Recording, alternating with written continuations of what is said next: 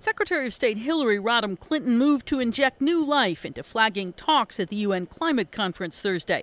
She said the U.S. will join in trying to raise a big sum to help poorer nations cope with global warming. The United States is prepared to work with other countries toward a goal of jointly mobilizing $100 billion a year by 2020 to address the climate change needs of developing countries. Despite the figure falling short of what experts say is needed, British Prime Minister Gordon Brown, who first suggested the number, seemed pleased with Clinton's announcement.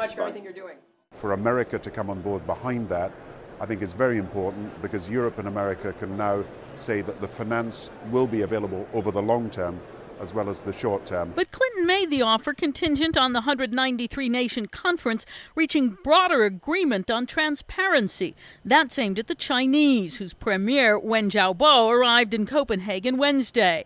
The U.S. has insisted China allow some international review of its actions controlling greenhouse gas emissions.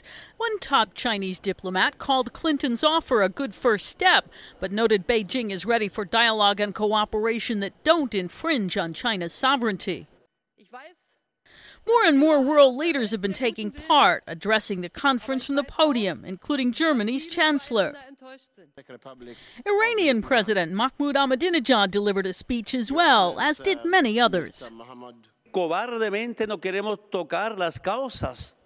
President Evo Morales has followed the lead of Venezuela's Hugo Chavez by launching a fresh attack on capitalism. But French President Nicolas Sarkozy launched straight into the main concern of conference participants. Il y a un point qui nous rassemble tous. He warned that failure to reach an agreement at the conference would be a catastrophe. Serait catastrophique pour chacun d'entre nous. It remains to be seen whether Thursday's developments, including Clinton's offer, would be enough to help get one. Karen Sloan, The Associated Press.